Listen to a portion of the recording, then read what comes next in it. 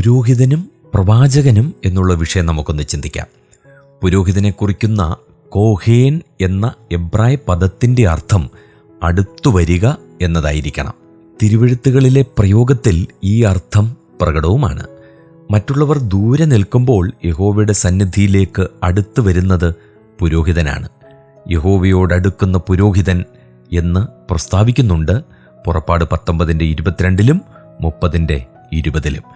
അഹരോനെയും പുത്രന്മാരെയും പുരോഹിതന്മാരായി നിയമിക്കുന്നതിന് മുമ്പ് മൽക്കീസേദെക്ക് ഉൽപ്പത്തി 14:18, ഇത്രോ പുറപ്പാട് 2:16, പിന്നെ പുറപ്പാട് 19:22 പറഞ്ഞിരിക്കുന്ന പുരോഹിതന്മാർ എന്നിവരൊക്കെ ഉണ്ടായിരുന്നു. മിക്കവാറും ആദ്യജാതന്മാർ പുരോഹിത ശുശ്രൂഷ ചെയ്തു വന്നു. മോശയുടെ കാലത്തിന് മുമ്പ് കുടുംബത്തിലെ പിതാവായിരുന്നു പുരോഹിത ശുശ്രൂഷ ചെയ്തത്. യോബ് 1:5. മിസ്രയീമിൽ നിന്നും വീണ്ടെടുത്തു കൊണ്ടുവന്ന തെരഞ്ഞെടുക്കപ്പെട്ട ജാതിയായ ഇസ്രയേൽ ദൈവത്തിന് ഒരു പുരോഹിത വർഗമായിരിക്കണമെന്നായിരുന്നു ദൈവിക നിർണയം. ആകയാൽ നിങ്ങൾ എൻ്റെ വാക്ക് കേട്ടനുസരിക്കുകയും എൻ്റെ നിയമം പ്രമാണിക്കുകയും ചെയ്താൽ നിങ്ങൾ എനിക്ക് സകല ജാതികളിലും വെച്ച് പ്രത്യേക സമ്പത്തായിരിക്കും. നിങ്ങൾ എനിക്കൊരു പുരോഹിത രാജത്വവും വിശുദ്ധ ജനവുമാകും. പുറപ്പാട് 19:5-6. ദൈവകൽപ്പന അനുസരിക്കാൻ കഴിയാതിരുന്ന ഇസ്രായേൽ മക്കൾ പ്രസ്തുത വിശിഷ്ട പദവി അവർ നഷ്ടപ്പെടുത്തി. തുടർന്ന് ഇസ്രായേൽ ജനത്തിൽ നിന്ന് ഒരു പ്രത്യേക ഗോത്രത്തെ പൗരോഹിത്യത്തിനായി ദൈവം തിരഞ്ഞെടുത്തു. ലേവി ഗോത്രത്തിൽ നിന്ന് തന്നെയും അഹരോന്യ കുടുംബത്തെ പ്രത്യേക ശുശ്രൂഷയ്ക്കായി വേർതിരിച്ചു. തുടർന്ന് പൗരോഹിത്യം പരമ്പരാഗതമായി തീർന്നു. എന്നാൽ പ്രവാചക പദവി പാരമ്പര്യമനുസരിച്ച് ആയിരുന്നുമില്ല.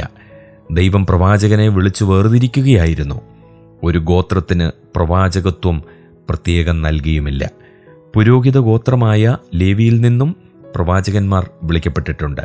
യെരമ്യാവ്, യെഹസ്കിയേൽ, സെഖരിയാവ് എന്നീ പ്രവാചകന്മാർ ലേവി ഗോത്രത്തിൽപ്പെട്ടവരായിരുന്നു. പ്രവാചകന്മാർക്ക് മാതൃകയായ മോശെ ലേവി ഗോത്രജനാണ്. ശമൂവേൽ പ്രവാചകൻ പുരോഹിതനുമായിരുന്നു. ആമോസ്, യെശയ്യാവ്, ദാനിയേൽ എന്നിവർ യഹൂദാ ഗോത്രത്തിൽ നിന്ന് വന്നവരാണ്. യോനാ പ്രവാചകൻ സെബൂലൂൻ ഗോത്രക്കാരനായിരുന്നു. പുരോഹിതന്മാർ തങ്ങളുടെ ശുശ്രൂഷ ശരിക്ക് നിറവേറ്റി ദൈവസന്നിധിയിൽ ജനത്തിനു വേണ്ടി നിൽക്കുന്നതിൽ പരാജയപ്പെട്ടു. സാധാരണ മനുഷ്യരെ പോലെ അവർ അധപ്പതിച്ചു. വിശ്വാസഭ്രംശത്തിൽ വീണ പുരോഹിതന്മാർ അസാൻമാർഗിക ജീവിതം നയിക്കുകയും സത്യദൈവത്തിൽ നിന്നകന്ന് വിഗ്രഹാരാധനയിൽ വ്യാപൃതരാവുകയും ചെയ്തു.